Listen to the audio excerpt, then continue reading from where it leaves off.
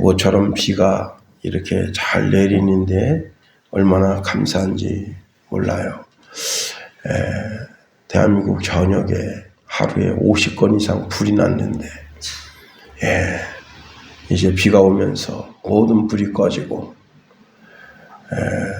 그동안 꽃이 잘 피지 못하고 꽃대가 영현찮았는데 비가 오니까 그동안 꽃마음을 피우려고 했던 꽃들이 활기차게 꽃을 피우는 것을 보게 됩니다.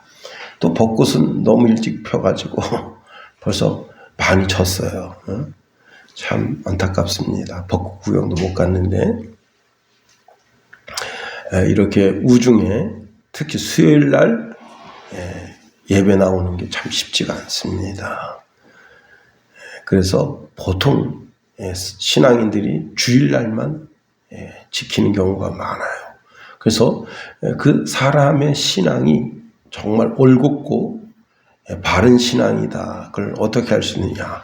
수요 예배 나오는 거 보면 알 수 있다. 비 오는 날, 춥고 비 오는 날 수요일 예배 나온 사람, 그 사람이야 진짜 그 교회의 핵심 멤버다. 그런 말씀을 들은 적이 있습니다. 우리가 드리는 이 예배가 살아있는 예배가 되도록 힘써야 됩니다. 예배 시간에 우리 예수님이 우리와 함께 하신다 하는 겁니다. 마태복음 18장 20절에 두세 사람이 내 이름으로 모인 곳에 나도 그들 중에 있느니라 말씀하십니다. 예수님이 함께 하시는 예배이니까 우리가 이 예배를 더 중요하게 여겨야 한다는 겁니다. 옛날에 5분 땡이라는 말이 있었어요. 5분이 지나면 교회당에 들어온다는 겁니다. 계속해서 5분 땡 돼서 교회 문을 연다면 신앙에 어떤 문제가 있는 거죠. 한마디로 말하면 병든 신앙이다 할 수 있습니다. 교회당에는 목사 얼굴 보러 온 게 아닙니다. 하나님이 제일 기뻐하시는 예배를 드리러 왔다는 겁니다. 먼저는 늘 우리의 발걸음이 예배 시간에 맞춰서 교회당을 향하여야 하는 겁니다. 우리가 같은 교회, 같은 성경, 같은 예배를 드림에도 불구하고 신앙의 깊이가 다를 수가 있어요. 어떤 분은 그리 길지 않은 신앙이라도 상상할 수 없는 시험을 이기는 그런 신앙이 있습니다. 어떤 분은 신앙의 연륜이 길어요. 그래도 별것도 아닌 신앙 때문에 주저앉는 경우가 있습니다. 그래서 신앙은 연륜이 깊다고 해서 시험을 이기는 게 아니다. 아주 작은 시험에도 펄썩 주저앉는 경우가 많습니다. 우리가 예수님을 의지하고 예배하면서 새 힘을 얻는 우리가 다 될 수 있어야 되는 겁니다. 이로 인해서 무슨 일을 만나든지 승리하는 신앙, 말씀과 믿음 가운데서 잘 자라는 신앙이 될 수 있어야 한다는 겁니다. 우리가 이제 성경을 연구하다 보면 다윗 같은 사람, 나는 정말 다윗과 같은 신앙인이 되고 싶어. 나는 다니엘 같은 신앙인이 되고 싶어. 나는 모세 같은 신앙인, 나는 엘리야 같은 신앙인. 그런 성경의 위대한 위인들, 그분들을 나의 신앙의 롤모델로 삼고 싶다. 그렇게 그들을 롤모델로 삼는 것은 그분들이 영적인 전투에서 늘 승리했기 때문이다 하는 겁니다. 어떻게 하면 저렇게 아름다운 신앙을 꽃피울 수 있을까? 오늘 본문에서 바울은 우리가 신앙을 겨우 연명하는 그런 수준이 아니라 영적인 전투에서 완전히 승리하는 신앙인이 되도록 명령하고 있다고 하는 겁니다. 우리가 특별히 10절 한 절 말씀을 통해서 세 가지로 한번 살펴보려고 하는 겁니다. 우리가 승리하는 신앙인, 영적인 전투에서 승리하는 신앙인이 되려면 어떻게 해야 되느냐? 예수 안에 있어야 한다고 하는 겁니다. 10절 상반절의 끝으로 너희가 주 안에서와 이렇게 말하고 있는데요. 여기 끝으로라고 하는 단어는 끝으로라고 하는 뜻, 마지막으로라는 뜻도 있지만 이제부터는 이라는 뜻도 있습니다. 이제부터는 우리가 이제 에베소서 1장 1절서부터 쭉 해서 말씀을 묵상해 왔습니다. 이제부터는 어떻게 해야 되느냐? 우리가 예수 안에 있어야 한다 하는 말을 주고 있는 겁니다. 시골집에 이제 닭도 있고 오리도 있고 개도 있고 제비도 있고 참새도 있습니다. 그런데 이 모든 가축은 다 김응석 집사님 안에 사는 거예요. 그 보살핌 안에 사는 겁니다. 늘 항상 가족들은 그 가축들이 오리가 보이지가 않으면 어디 있지? 오리 하고 오리를 찾고요. 닭이 보이지 않으면 꾸꾸꾸꾸 하고 닭을 찾고요. 이제 애기 강아지가 있는데 애기 강아지가 안 보이면 하고 강아지를 찾게 되는 거예요. 다 그 집에 사람들의 시선 속에 그 짐승들이 있어야 되는 겁니다. 이와 마찬가지로 우리는 하나님의 시선 안에 있어야 된다는 거예요. 하나님의 시선 안에, 하나님 품 안에 있어야 된다는 거예요. 자, 내가 그리스도 안에 있다는 것은요, 이것은 매우 신비로운 결합을 하고 있다고 하는 것을 의미합니다. 자, 유대인들이 예수님이 아주 신기한 능력을 행하는 것을 봅니다. 오병이어의 기적, 문둥병을 고치심, 또 죽은 나사로를 살리심, 귀신 들린 자의 귀신을 내어 쫓아주심, 회당장 야이로의 죽은 딸을 살리심. 야, 이 모든 것을 보면서 예수님에 대한 인기가 높아지면서 또 이 바리새인들이 예수님을 시기합니다. 그리고는 별것도 아닌 것을 빌미로 해서 예수님을 돌로 쳐 죽이려고 달겨듭니다. 그때 예수님께서 아주 놀라운 말씀을 하셨어요. 무슨 말씀을 하셨는가 하면 예수 그리스도를 구주로 믿고 하나님의 자녀가 된 것은 다 신의 아들이다. 지존자의 아들이 된다는 거예요. 시편 82편 6절에 보면 내가 말하기를 그들은 신들이며 다 지존자의 아들들이라 하였으나, 자, 우리가 예수 그리스도를 구주로 믿고 하나님의 자녀가 된 것은 신들이 됐다는 것, 신이 됐다는 것이고, 지존자, 즉 여호와 하나님의 아들들이 다 됐다는 거예요. 그 동일한 말씀을 예수님이 말씀하십니다. 요한복음 10장 36절에 하물며 아버지께서 거룩하게 하사 세상에 보내신 자가 나는 하나님의 아들이라 하는 것을 너희가 어찌 신성모독이라 하느냐. 이 땅에 있는 사람들이 예수 그리스도를 영접해서 하나님의 자녀가 되는 것은 곧 신들이 됐다고 하는 것이고 지존자의 아들이 됐다고 하는 것인데, 하물며 나는 하늘로부터 온 사람이다. 예수님이 하늘로부터 온 사람이다. 그런데 하늘로부터 온 내가 나는 하나님의 아들이다. 그렇게 말하는 것이 어떻게 신성모독이 되겠느냐. 너들도 하나님 보내신 메시아를 영접하면 하나님의 아들들이 되고 지존자의 아들들이 되고 신들이 되는 것이 아니냐 한 그 말씀을 말씀하신 겁니다. 그래요. 자, 앞에서 언급한 오병이어나 문둥병 고치심, 죽은 나사로를 살리심, 귀신 들린 자의 귀신을 내어 쫓임, 회당장 야이루의 딸을 살리심, 이 모든 것은 사람이 할 수 있는 것이 아닙니다. 오직 하나님만 하실 수 있는 거예요. 그러시면서 예수님이 하나님 안에 있다는 말씀을 주십니다. 요한복음 10장 38절에 내가 행하거든 나를 믿지 아니할지라도 그 일을 믿으라. 그러면 너희가 아버지께서 내 안에 계시고 내가 아버지 안에 있음을 깨달으리라 하시니. 예수님과 하나님 아버지는 신비한 연합을 이루고 있다는 거예요. 그러니까 예수님 안에는 하나님 아버지가 계시고 하나님 아버지 안에는 예수님이 계시다 하는 거예요. 요한복음 14장 10절에 보면 내가 아버지 안에 거하고 아버지는 내 안에 계신 것을 내가 믿지 아니하느냐. 내가 너희에게 이르는 말은 스스로 하는 것이 아니라 아버지께서 내 안에 계셔서 그의 일을 하시는 것이라 말씀합니다. 자, 다시 말씀드립니다. 이 세상에 태어난 아담의 후예로 태어난 모든 인생들이 예수 그리스도를 구주로 믿으면 그들은 신들이 된다. 신의 아들이 된다는 거예요. 신의 딸들이 된다. 지존자의 아들이다. 하물며 예수님은 하나님 아들로서 이 땅에 오신 분이시다 하는 거예요.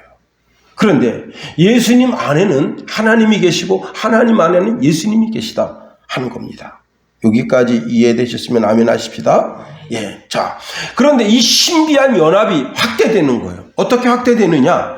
우리가 예수 그리스도를 영접하면 내가 그리스도 안에 있게 되는 것을 발견하는 일이 생겨납니다. 요한복음 14장 20절에 보니까 그날에 내가 아버지 안에 너희가 내 안에 내가 너희 안에 있는 것을 너희가 알리라. 예. 이제는 하나님 아버지 안에 예수님이 계시고 예수님 안에 하나님 아버지가 계시고 내가 예수님을 영접하면 예수님 안에 있다는 거예요. 다시 말하면 내 안에 마음 그 깊은 곳에 하나님께서 내 마음을 지성소를 삼으시고 내가 예수님을 영접했는데 예수님을 영접한 것이 아니고 예수님이 보내신 하나님을 영접한 것이고 그 하나님께서 보내신 성령이 내 안에 계시고 그래서 이게 신비한 연합을 이루고 있다는 거예요.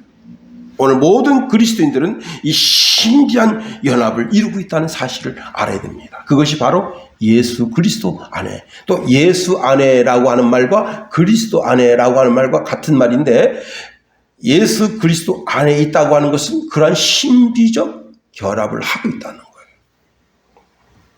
자, 우리가 예수 안에 있다는 것은 그리스도에게 속했다는 말입니다. 즉 그리스도의 소유가 되었다.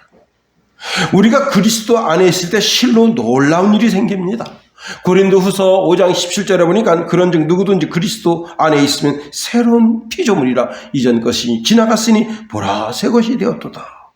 예, 모든 것이 하나님께로부터 났으니 그가 그리스도로 말미암아 우리를 자기와 화목하게 하시고 또 우리에게 화목하게 하는 직분을 주셨으니 곧 하나님께서 그리스도 안에서 계시사 세상을 자기와 화목하게 하시며 그들의 죄를 그들에게 돌리지 아니하시고 화목하게 하는 말씀을 우리에게 부탁하셨느니라.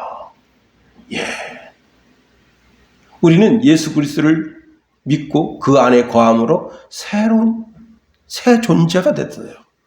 새 존재가 됐는데 새 존재가 되고 가만히 보니까 나하고 하나님과 화목한 관계가 됐어. 내가 예수님과도 화목한 관계가 됐어. 그 화목한 관계가 되는데 그 화목하게 하는 것을 직분을 주셔서 이제 세상에 있는 모든 사람들에게 전도해서 너도 하나님과 화목한 관계가 되라. 그렇게 하는 일, 직책을 우리에게 주셨다고 하는 겁니다. 우리가 그리스도 안에 있을 때 그리스도 안에서 모든 축복에 참여하게 된다는 겁니다. 우리는 그리스도의 죽음에 같이 동참하게 됩니다. 예수님이 십자가에서 고난당할 때 나도 같이 고난을 당하고 예수님이 십자가에서 죽으실 때 나도 같이 죽게 되고 예수님이 부활하실 때 나도 같이 부활하는 이게 바로 세례예요. 세례의 축복을 우리가 받게 되는 겁니다. 자, 예수님은 예수님 안에 있는 우리가 어마어마한 축복의 열매를 맺는다 말씀하십니다. 요한복음 15장 1절 이하에 보면 예수님이 4절에 이렇게 말씀하십니다. 내 안에 거하라 나도 너희 안에 거하리라. 가지가 포도나무에 붙어있지 아니하면 스스로 열매를 맺을 수 없음 같이 너희도 내 안에 있지 아니하면 그러하리라. 나는 포도나무에 너희는 가지라. 그가 내 안에 내가 그 안에 거하면 사람이 열매를 많이 맺나니 나를 떠나서는 너희가 아무것도 할 수 없습니다. 사람이 내 안에 거하지 아니하면 가지처럼 밖에 버려져 마르나니 사람들이 그것을 모아다가 불에 던져 사르느니라. 우리가 예수 안에 있을 때만 열매를 맺을 수 있다. 갈라디아서 5장 22절 이하에 있는 성령의 열매를 맺는 사람이 될 수 있다 하는 겁니다. 그렇습니다. 우리가 예수님 안에 있을 때 풍성해진다는 거예요. 그래서 예수님께서 그리스도 안에 내 안에 있으라고 말씀하시는 겁니다. 요한복음 15장 9절 11절에 보니까 아버지께서 나를 사랑하신 것 같이 나도 너희를 사랑하였으니 나의 사랑 안에 거하라. 예수님 사랑 안에 거하라. 그리고 내가 이렇게 예수님 사랑 안에 거하면 무엇이든지 구하래요. 그러면 예수님께서 이뤄주신다. 요한복음 15장 7절에 보니까 너희가 내 안에 거하고 내 말이 너희 안에 거하면 무엇인지 원하는 대로 구하라. 그리하면 이루시리라 말씀하십니다. 그렇습니다. 그런데 여러분, 우리가 예수님 안에 거하려고 마음먹고 예수님 품을 자꾸 파고들면 그걸 방해하는 자들이 있다는 거예요. 이 세상에는 우리가 예수님 품에 안기려고, 예수님 품에 달겨들려고 막 할 때마다 그것을 방해하는 존재들이 많습니다. 예수님도 이런 말씀을 주셨어요. 마태복음 23장 37절에 예루살렘아 예루살렘아 선지자들을 죽이고 내게 파송된 자들을 돌로 치는 자여, 암탉이 그 새끼를 날개 아래 모음같이 내가 내 자녀를 모으려 한 일이 몇 번이더냐. 그러나 너희가 원하지 아니하였도다. 당시 이 예루살렘 성은 평화의 도성, 하나님의 사랑이 머무는 도성이었습니다. 자, 그런데 그 도성에 있는 지도자들이 어떻게 했느냐? 오히려 예수님을 죽이고 예수님을 추종하는 자들을 때리고 겁박하고 옥에 가두고, 방해하는 자들이 있다는 거예요. 영적으로 오늘날도 방해하는 자들이 있다는 사실입니다. 많은 이단들, 우리나라 참 이단이 되게 많습니다. 신천지, 신천지에 좀 있으면 이만희 죽으면 끝나요. 그 100살 살겠습니까? 1000살 살겠어요? 나이가 지금 86세인가 7세인가 되는데, 곧 죽어요. 그럼 신천지가 어떻게 되겠나 말이에요. 참, 여호와 증인, 통일교, 참, 전도관. 제가 어릴 땐 전도관이 그렇게 아주 진짜 악랄하게 역사했어요. 전도관이. 그리고 얼마 지나서 통일교.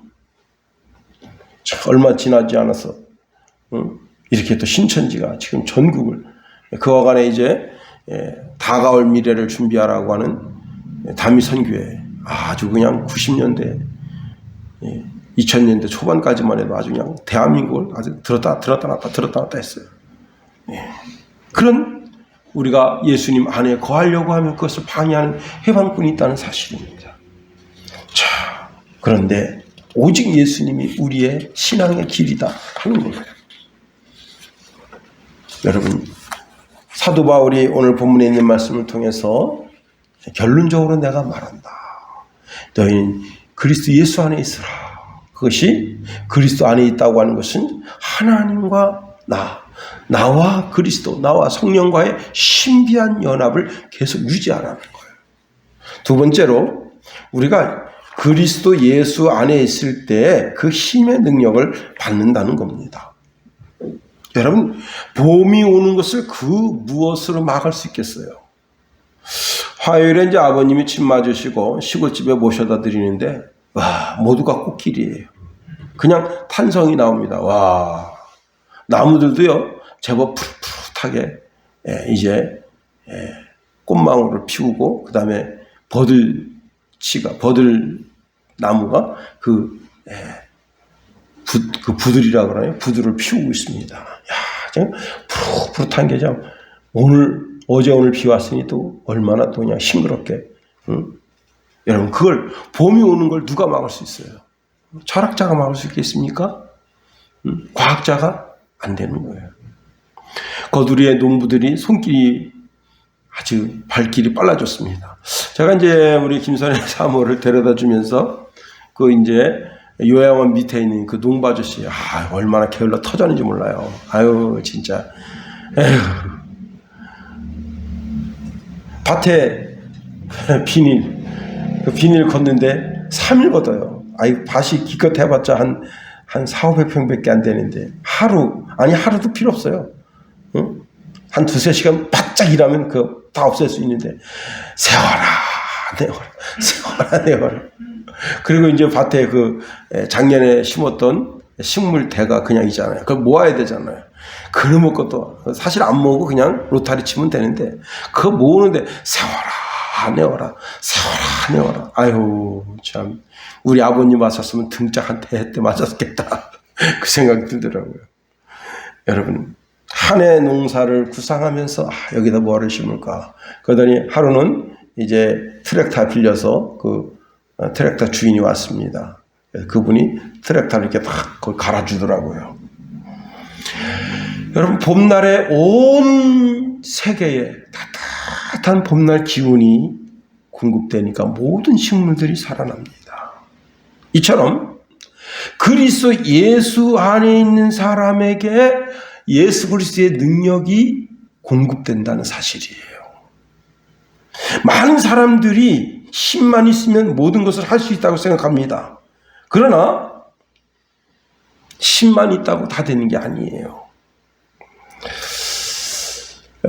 제가 이제 해남에 선배 목사님 그 집을 하나 져드렸는데, 그분이 그 동네에 이제 그 목포시에 거기서 이제 철제를 주문을 하고, 동네에 그 해남읍에서 그 이제 샌드위치 판넬을 이게 집 한 채 분을 갖다가 그 집 앞에다가 짐을 뿌려놨어요.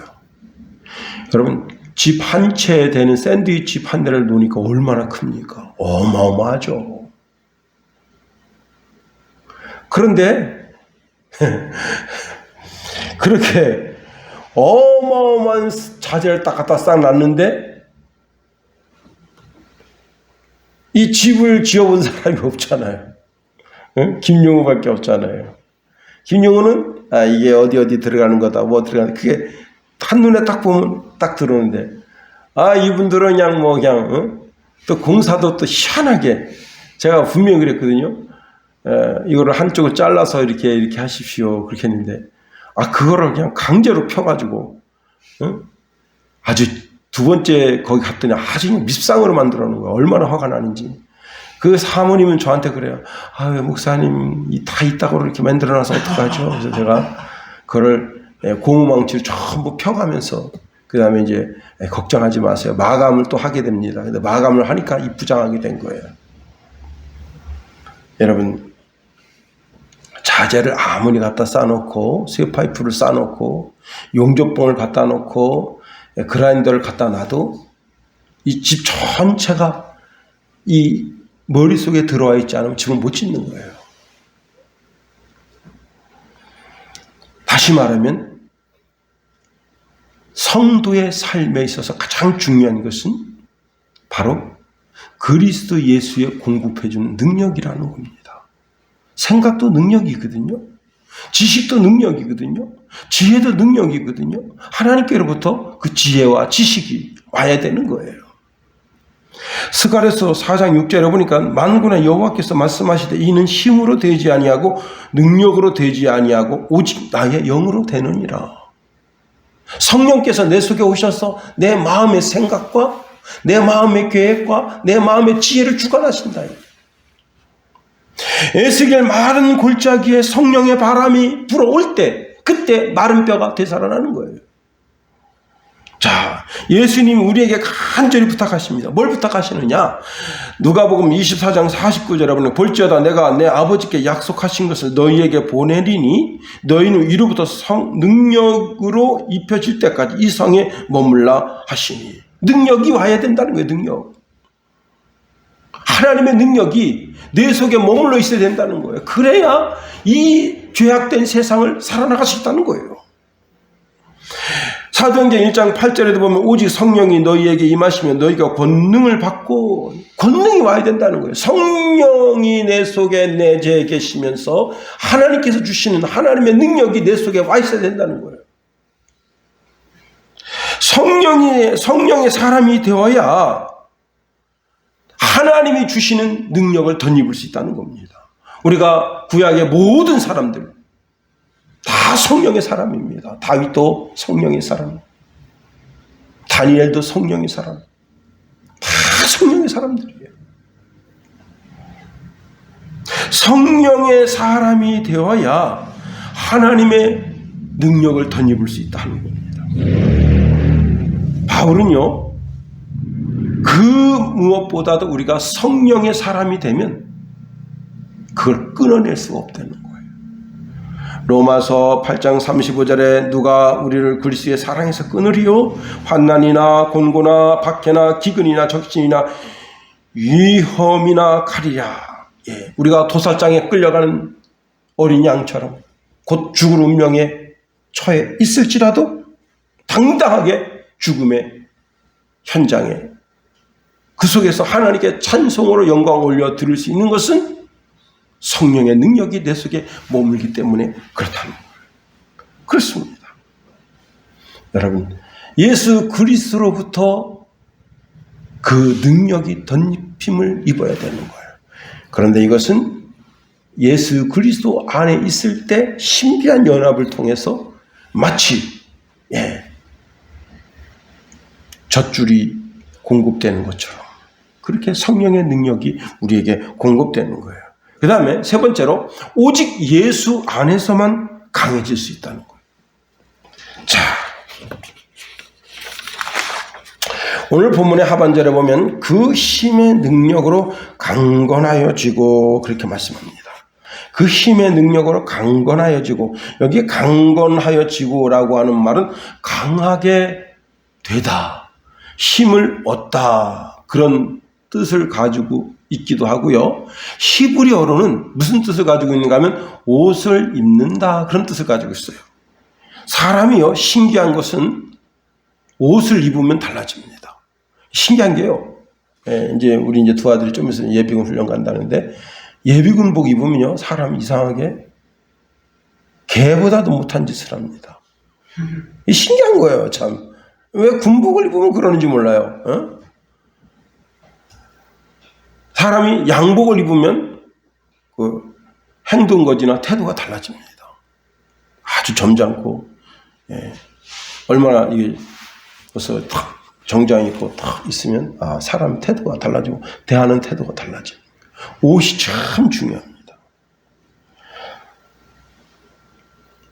그리고 그 직책이, 자기가 그 회사에서 계장의 옷을 입어보세요. 과장의 옷을 입어보세요. 그러면 그 하는 행위가 달라집니다. 정주영 회장이 이제 참 대단한 사람이죠. 이 사람이 영국에 그 우리나라 한반도 지도를 가지고 가가지고서는 너들이 우리나라에다가 이렇게 그 항만, 그 배를 만들 수 있는 그 조선소를 만들어주면 우리가 너희들 배를 만들어줄 테니까 투자하라. 이 미친놈이야. 이게 말이나 되냐고요. 어? 여러분, 말이 되겠어요? 한반도 지도를 보여주면서 내가 너희들이 우리한테 이게 조선소를 지어주면 우리가 너희들 배를 만들어주겠다. 근데 그 영국의 거기서 이제 그래 그렇게 하자 하고 이제 조사단이 왔어요. 조사단이 왔는데 이제 정주영 회장은 그때 당시 어디 땅을 사놨는가 하면 울산 내항의 땅을 사놨습니다. 그리고 그 땅을 이제 영국 그 조선소 관계자들한테 그 땅을 보여준 거예요. 그랬더니 안 된다. 이 땅이 물러가지고 여기는 아무것도 할 수 없다. 퇴짜를 맞은 거예요. 그러니까 정주영 회장도 그냥 그 길로 화딱지가 나서 서울로 올라가고 그 계장이 그 이제 실사단을 데리고 어디로 갔느냐? 포항으로 갔습니다. 울산에 외항을 갔어요. 외항을 이렇게 가다가 외항 부지를 이렇게 보면서 여기는 괜찮지 않을까 하고 그 시사단들한테 여기는 어떻습니까? 여기다가 조선소를 만들면 어떻겠습니까? 그랬더니 그들이 이제 막 한 3-4시간 그 지역을 쫙 돌아봅니다. 여긴 진짜 여기는 조선소가 들어설 만한 곳입니다. 그래가지고 이 계장이 얼마나 기쁩니까? 그 길로 서울로 딱 왔어요. 회장님한테 이야기하면, 회장님, 제가 그 실사단을 데리고 그 외항에 갔는데 거기는 조선소가 들어설 만한 땅이랍니다. 그랬더니 정주영이가 화를 푸락 내면서, 당신 정신 있는 거야? 뭐야? 쫄았어요. 왜 그러시죠? 적합한 땅이라면 그 일대를 다 사가지고 와야지. 그 비밀이 새나가면 땅값이 얼마나 천정부지 올라가겠어. 빨리 당장 내려가 그 주변 땅 일대 다 사가지고 와. 그래서 그 부하 직원이 싱글벙글 웃으면서 가서 그 일대 땅을 헐값에 다 사가지고 거기다가 조선소를 줬다는 거예요.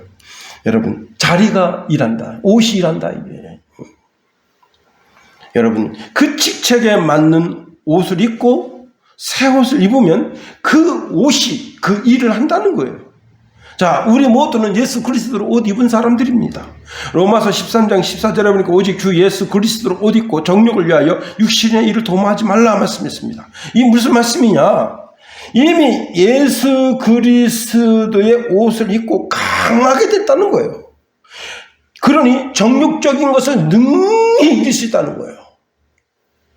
여러분, 이분이 제가 조금 전에 말씀드렸던 이분이 개장이나 되니까 그 시사단한테 이렇게 여기 좀 어떻습니까? 이렇게 말할 수 있지. 말단 직원이 여기 좀 어떻습니까? 뭐야 이거. 그랬을 거 아니에요. 직책이 일을 한다. 옷이 일을 한다. 예, 그렇습니다. 그리스도 예수 안에 있는 사람은 그 힘의 능력으로 강해지게 된다. 자, 예수님의 힘의 능력으로 강하게 된 사람은 예수 그리스도로 옷 입어서 새 사람이 된 사람이라는 사실입니다. 하나님의 능력이 아무에게나 머물러 있는 것이 아니라 하나님의 능력이 썩어져가는 구습, 옛 사람을 벗어버리는 사람에게만 그 능력이 임한다는 거예요. 에베소서 4장 22절 24절에 보니까 너희는 유혹의 욕심을 따라 썩어져가는 구습을 따르는 옛 사람을 벗어버리고 오직 너희의 심령이 새롭게 되어 하나님을 따라 의와 진리의 거룩함으로 지으심 받은 새 사람을 입으라. 저는 지금도 그 미국의 그 대학에 큰 부흥을 일으킨 그 주범이 무명의 집사님이었다. 거기 목사도 있습니다. 그 학생들 관리하는 관리자도 신학생이고 다 그런 사람들이에요. 그런데 그 귀신 하나 못 내준 거예요. 그런데 무명의 집사가, 제가 볼 땐 그분은 청소부 정도 수준이 아니겠는가 그 생각이 들어요. 그분이 귀신을 내쫓아졌다. 뭐예요? 그리스도로 옷 입은 사람이에요. 그리스도 옷 입은 사람은 그 속에서 하나님의 능력이 나간다. 예수님의 힘의 능력으로 강하게 된 사람은요, 그 사람에게 하나님이 일을 맡기십니다. 디모데전서 1장 12절에 보니까 나를 능하게 하신 그리스도 예수 우리 주께 내가 감사함은 나를 충성되이 여겨 내게 직분을 맡기심이니. 여러분, 이 바울이라는 사람은 어떤 사람이냐? 사도행전 9장에 예수 그리스도를 만나기 전에는 스데반 집사 돌로 쳐 죽이는 그런 아주 못된 놈이었어요. 그런데 그가 다메섹에서 예수님 만나고 완전히 새로운 사람이 됐어요.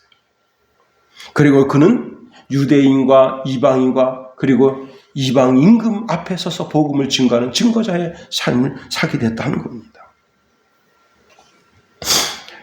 예, 초등학교를 막 졸업한 한 어린 학생이 집안 생계를 유지하기 위해서 구두 닦기를 합니다.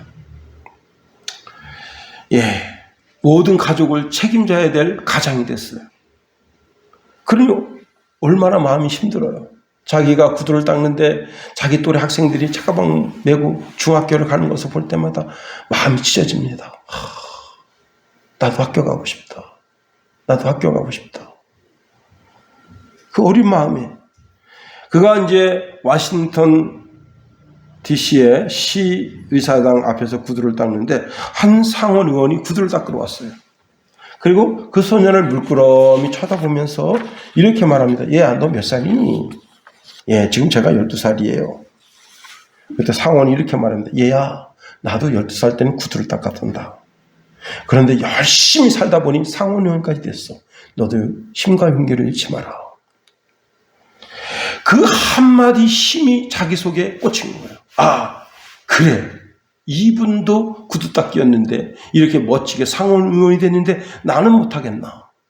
그리고 그때부터 그 한마디 말이 자기 심령 가운데 심겨져서 나도 이 시대의 위대한 인물 될 수 있다 하고 부단히 노력합니다. 그래서 이분이요, 켄터키 의대의 정신과 교수가 되고 침례교 신학대학의 치유 3단 교수가 됐다는 거예요. 한마디 던져준 한마디 말에 힘과 용기를 얻어서 자기를 부단히 개발해서 한 시대의 위대한 인물이 되는데, 여러분, 예수 그리스도의 영이 있으면 그 예수 그리스도의 영이 저를 자기를 끌고 간다. 마지막으로 예수님의 힘과 능력으로 강하게 된 사람은 뭐든지 할 수 있다는 거예요. 빌립보서 4장 13절에 보면 내게 능력 주시는 자 안에서 내가 모든 것을 할 수 있느니라 말씀하십니다. 자, 이 말을 오해하면 안 돼. 요 구절만 딱 띄어서 내게 능력 주시는 자 안에서 내가 모든 것을 할 수 있느냐, 요 구절만 딱 띄어가지고 내가 모든 것을 할 수 있다, 슈퍼맨이 된다고 하고 그래 착각하면 안 되는 거예요. 그 앞에 구절이 있어요. 앞에 구절이 뭐냐면 사도 바울이 너무 복음 전하다가 너무 굶어요. 굶어. 그러니까 이렇게 비천에 처할 줄도 알고 또 때로는 좋은 이제 성도를 만나서 융숭한 대접을 알아요. 그래서 받아요. 그래서 바울이 아주 그냥 이렇게 진짜 최고급 음식을 먹으면서 최고급 옷을 입으면서 그래서 바울이 이렇게 말하는 거예요. 이렇게 말합니다. 모든 일, 곧 배부름과 배고픔과 풍부와 궁핍에 처할 줄 아는 일체의 비결을 배웠다 했습니다. 난 뭐든지 할 수 있다고 하는 것이 그거예요. 일제시대 때 충남 예산에 꽃같이 어여쁜 처녀가 17살에 시집을 갔습니다. 그런데 서방이 2년 후에 죽었어요. 나이 19에 생가부가 됐습니다. 애도 하나 못 낳고. 동네 사람들이 볼 때마다 불쌍하다. 나이가 아깝다. 자, 그 시댁에서는 이 남편 잡아먹은 년 하고 그냥 얼마나 시련과 핍박이 있는지. 나이 19인데 자기 친정집으로 돌아가기도 그렇고 시댁에 더 이상 머물러 있는 것도 그렇고 그래서 서울로 상경을 했습니다. 서울로 상경해서 긴 머리를 다 잘라버리고 그리고는 이제 닥치는 대로 일을 했어요. 그리고는 그렇게 닥치는 대로 일을 하다가 보니까 서울 생활을 이제 알게 된 거야. 아, 서울 생활이 이렇구나. 근데 아주 우연한 기회에 어느 집에 식모살이로 가게 됐습니다. 그런데 자기가 그동안 닥치는 대로 일을 하면서 정성을 다해서 일을 하는 그런 삶의 습관을 가지고 있어서 그 집에 가서도 식모살이를 하면서 아주 최선을 다해서 일하는데 어느 날 그 주인 어르신이 불렀습니다. 얘야, 참 너가 우리 집에 오니까 우리 집 아주 반짝반짝 다 빛나게 되고 참 네가 하는 일이 참 뭐든지 다 잘 되는데 내가 너를 위해서 뭘 해줄까? 2가지만 얘기하라. 그랬더니 그때는 22살 됐습니다. 22살 됐는데 저를 야간 학교에 좀 보내주십시오. 아 그래, 그 보내줄 수 있다. 또 하나는 뭐냐? 제가 주인 어르신, 주인 마님하고 같이 교회당을 갈 수 있게 해주십시오. 아 그래, 그렇게 하라. 여러분 이분이 그렇게 해서 이제 야간 학교를 다니는데 그때 그 야간 학교가 숙명 여학교인데요. 야간 학부에 입학해가지고 빠지지 않고 공부하고 아주 죽기 살기로 공부해가지고 1등을 했대. 1등. 그리고 1913년 숙명 고등학교 고등 여학교를 졸업하고 26살 됐을 때는 1917년 모국에서 그녀를 일본에 유학을 시켜주고요. 일본 도쿄 여자 사범대학의 소정과정을 마치고 1921년 나이 30에 귀국해서 숙명여고 교사로 근무하고 조선 총독부 장학사로 임명을 받아서 1945년 해방될 때까지 숙명여자대학 전문대학에 이제 학장으로 등극하게 됐습니다. 이분이 바로 임숙재라는 분이에요.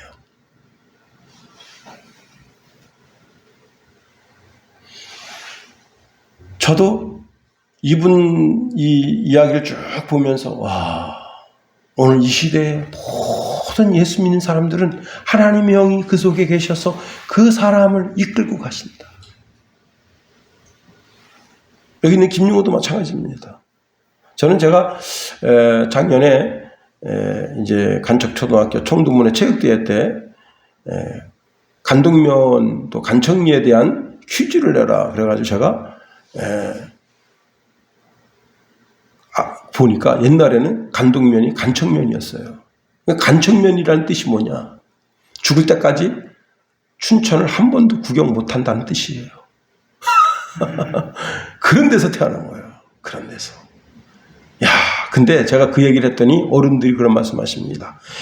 평생 가서 화천읍도 못 가본 사람이 많았대요.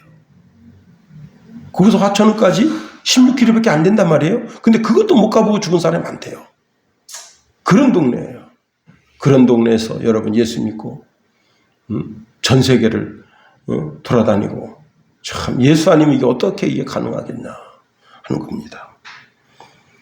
자, 오늘 이제 말씀을 마칩니다. 사도 바울은 오늘 본문에 결론적으로 우리가 예수 안에 있어야 된다. 예수 안에서 신비한 연합을 하고 있어야 된다. 그 신비한 연합을 하고 있을 때 그때 비로소 하나님의 능력이 우리 속에 머물게 되고 우리가 강하게 되고 강하게 된 성도는 뭐든지 할 수 있다 하는 거예요. 여러분 속에 신비한 하나님의 연합이 더 강해져서 이 시대를 진동시킬 만한 그런 위대한 인물이 다 되게 되기를 예수님의 이름으로 축원해드립니다. 주기도문 하겠어요? 하늘에 계신 우리 아버지, 아버지의 이름을 거룩하게 하시며 아버지의 나라가 오게 하시며 아버지의 뜻이 하늘에서와 같이 땅에서도 이루어지게 하소서. 오늘 우리에게 일용할 양식을 주시고 우리가 우리에게 잘못한 사람을 용서하여 준 것 같이 우리 죄를 용서하여 주시고 우리를 시험에 빠지지 않게 하시고 악에서 구하소서. 나라와 권능과 영광이 영원히 아버지의 것입니다. 아멘.